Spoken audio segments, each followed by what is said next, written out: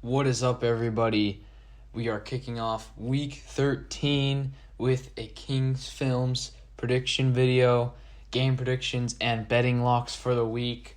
Coming off of a rough week from the best bets perspective, we went 1-3 in the week and some terrible bad beats going against us this week.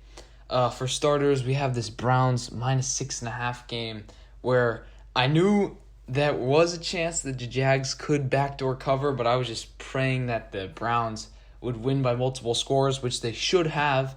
If this ball counts as a first down, we cover. And if this Olivier Vernon hit is not ruled a personal foul on fourth down, we cover.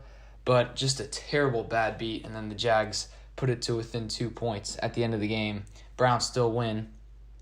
The next bad beat was the Giants, 5.5 point favorites, and without Joe Burrow, this Bengals team really struggled on offense, but they got a 100-plus yard kick return for a touchdown, and then the Giants leading by 9 have the game in the bag. Their defense has been stuffing the Bengals offense all day, and then somehow the Bengals go the length of the field in a couple minutes and get a touchdown, a backdoor cover there, and then I'm going to be honest, that Sunday night pick was awful by the Bears.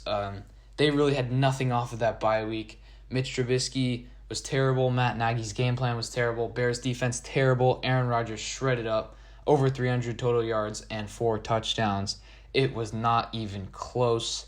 So I'll take that one. The one that we did win, though, was pretty convincingly. I had the Titans +4. I thought it would be a closer game, but it wasn't. The Titans just ran up the score from the first drive. Derrick Henry, 3 touchdowns in the first half. I believe they won by around 20 points in this game. A blowout win in which they were the underdogs. So, as I said, I went 1-3 on the betting locks. This has to improve, and I have 5 this week. This is my last push. We're trying to get above 500, break even on the year. We'll see if I can do it. I'm pretty confident in these ones this week. And generally, just the underdogs seem to be hitting a lot more than the favorites this season. A cool stat is that the underdogs are 101-77 on the year. So Vegas values the favorites way too high this year. So I think the going with the underdog is the play. And then another great week. Game predictions wise, 121, 53-1 overall after a 12-4 week. Folks, it doesn't get much better than that. My game predictions have been on point this season. So now we get into the week 13 matchups, and I'm going to format this video a bit differently. I'm going to start out with the game predictions, all of the games for this week's slate, and then after that, I'm going to have a separate slate of the best bets. So here we go, Browns at Titans this week, a game between 2 8-3 teams. I think the Browns are a little inflated of that record, but the Titans are getting far too overvalued after that win against the Colts. I know it was impressive. I knew they ran all over them. Ryan Tannehill was pretty good through the air as well. But the Browns' running game is actually pretty good. Nick Chubb and Kareem Hunt have been doing work for the Browns on the offensive end. I think they'll be able to run it all over the Titans' defense. This is going to be a very close game. There's not going to be a lot of possessions because they're going to chew up clock on both sides.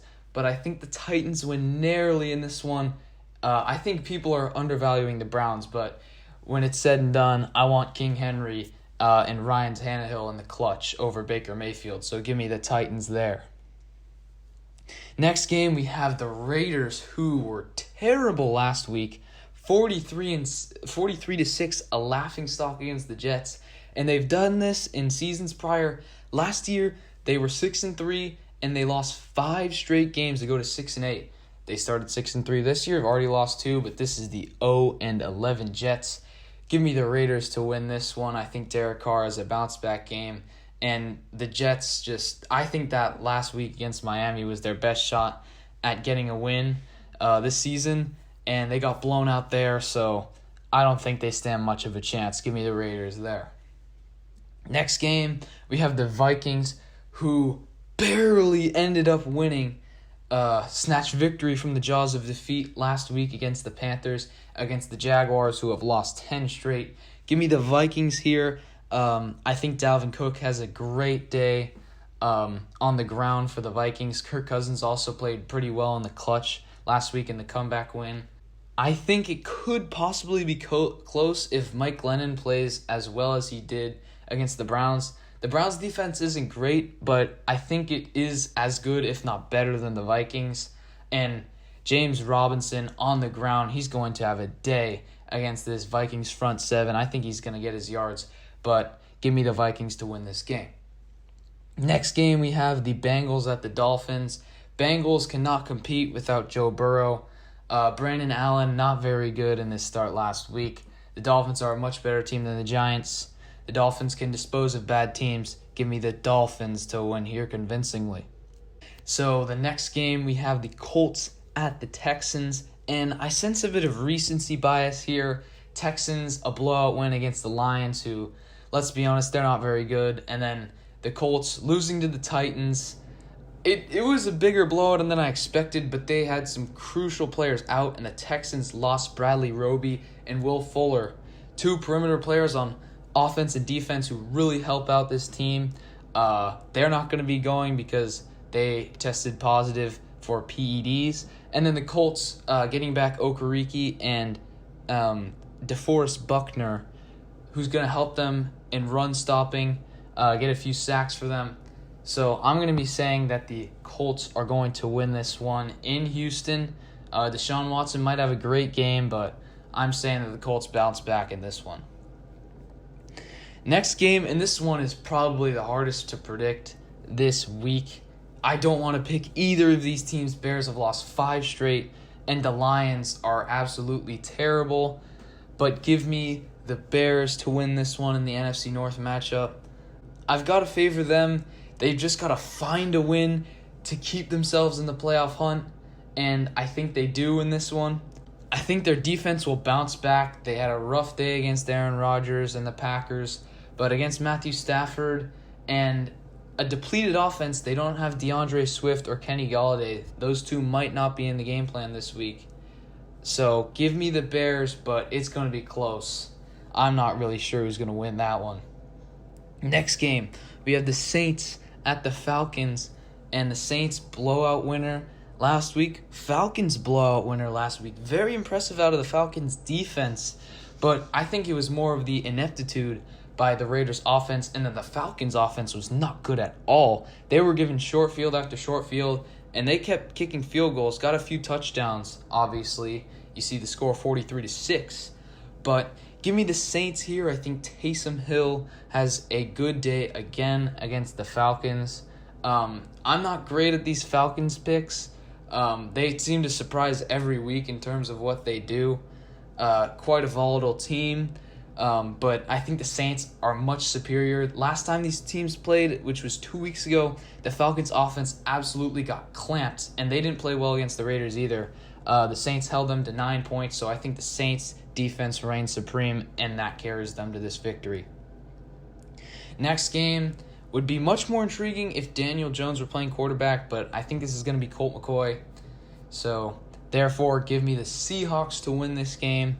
Russell Wilson got back to cooking on Monday Night Football. DK Metcalf had a great day, and the Giants, although they have a great front seven and they can put some pressure on Russell Wilson, that secondary is not too great. I think Russell Wilson will have another great day, and then Colt McCoy, we'll see if he can do anything on this bad Seahawks defense, but my guess is probably not, so give me the Seahawks to win this game. Next game, we have a crucial NFC West matchup, the 7-4 Rams against the 6-5 Cardinals, and narrowly give me the Rams in this matchup. Both teams coming off of losses, but the Rams have bounced back after losses much better this season. So give me them in this matchup. Sean McVay is 4-0 in his tenure in his last 4 games against the Cardinals. I think that they're the superior team at this point. Kyler Murray did not look 100% in their loss last week against the Patriots. Something's wrong with his shoulder. They won't keep him out, but he's playing a bit injured. And that Rams front seven, very good. They'll be able to clamp a team like the Cardinals offense. So watch out. Jalen Ramsey should be able to lock up DeAndre Hopkins as he's done all season on the number one wide receiver. Give you the Rams to win that one. Next game, another very close game. Give me the Chargers narrowly against the Patriots. I know this isn't the smart pick since the Chargers haven't really beaten any good teams or average teams this season, but I think Anthony Lynn, he is on the hot seat after terrible clock management and a terrible game plan against the Bills. I mean, they had so many turnovers in that game, could have easily won. I think they've got to bounce back here, and then the Patriots are just much too inconsistent for me. Going across country, give me Justin Herbert to have a great game against the Patriots defense, who's not very good. So give me the Chargers there, although it's going to be very close. Next game, we have the Eagles at the Packers. This one's easy. Give me the Packers all day. I think Aaron Rodgers will look great. He'll throw a few touchdowns. Devontae Adams, all of those perimeter threats for the Packers will have big days against a terrible Eagles secondary. And then Carson Wentz, he's one of the most sacked quarterbacks, if not the most sacked quarterback this season. His offensive line's terrible, and this Packers front seven is pretty good. They'll get some pressure on him, and he leads the league in picks. The Packers can get some picks in the secondary side of it, so give me the Packers easily here. Next game, we have Broncos at Chiefs on Sunday night. This one's easy. Give me Patrick Mahomes in a primetime game. Broncos got embarrassed last week not having a quarterback. There could be a little bounce back factor, but it might be just that they're demoralized after not being able to practice, their QBs that is, for a few days leading up to this game. Give me the Chiefs convincingly there. Next game, the Monday afternoon game. Steeler team that played the Ravens close. I think they bounce back, have a much better game against the football team. The football team, you cannot sleep on them, but I don't think the Steelers will. I think they'll bring their A game in this one. Although having a short rest and the football team coming off of the Thanksgiving game, so they'll have about 10, 11 days in between games. Give me the Steelers because they are a much more complete team.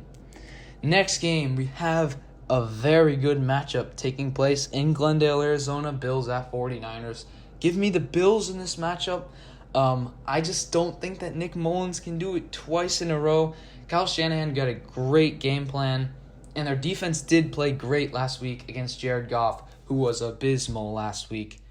Give me the Bills here. I think Josh Allen will make a play at the end of the game. It's going to be very close, but I just think that the Bills are the more complete team, and Nick Mullins is not going to have two great games. He's going to throw one up to this Bills secondary, have some mistakes, fumble the ball, and that's what is going to lead to the Bills win. And then finally, the Tuesday night game, I think once the Ravens get Lamar Jackson back, it's going to be over. Cowboys did not look good on Thanksgiving, so give me the Ravens there. Once they get a lot of their players back, they will bounce back and win this game. So now to our betting locks graphic. And first, I have a bet on the Browns at the Titans. Give me the Browns +6. As I mentioned when I was talking about this game is going to be very close. There's going to be a limited amount of possessions because both teams are going to be running the ball a lot. I think it's going to be closer than a lot of people think. Kevin Stefanski knows how to get the most out of his team this year, which is running the ball. Baker Mayfield making low-risk throws, not throwing the ball too much. And so I think this game will be close, even though I predicted the Titans to win. Give me the Browns to cover the 6-point spread. Next game, we have a spread that I think is way too high. Give me the Jags +10.5. They are the backdoor cover kings of the season, although they've lost 10 straight games. I've bet on them 3 times this season, the other team, and I'm 0-3. And this spread is just way too high. 10.5 for the Vikings, who struggled last week. I'm not saying that the Jaguars will win, but the Vikings are not that much better of a team. I think this line is inflated way too highly, so give me the Jaguars to cover there. Next game, we have a game that I don't think will be very close. I think the Colts bounce back and win. I have them swallowing the 3.5 points, winning the game by a possession or two in this one against Deshaun Watson. It won't be easy, but the Colts and Frank Reich got to bounce back if they want any chance in the AFC South. Give me that Colts minus 3.5. And then next game, I really don't like betting on a Falcons game because I am 0-5 on betting locks this year when the Falcons are involved. But this spread just seemed too low. Saints minus 2.5. I think there is some recency bias. The Saints defense is, as I already mentioned, very good. They clamped down the Broncos, who didn't have a quarterback, but they also clamped down the Falcons a couple weeks ago. I think they'll do that again. And then Taysom Hill, will it work again against the Falcons defense, who looked very good last week against the Raiders? I'm not sure how well it will work, but 2.5 points, it seems too much like a pick'em. So I really like the Saints to win the game, so give me them to cover the 2.5 point spread. And then the final best bet of the week is really a pick'em, but in some spots you can get it Bills +1. I just think the Bills will win the game. I think they're a superior team at this point. They know that they have the AFC East in the bag if they can win games like this. So give me the Bills on Monday night. As I mentioned, Nick Mullins not going to play 2 games well in a row. I would be very shocked. So those are my best bets and my game predictions for Week 13. Comment yours down below, and I will see you in the next one.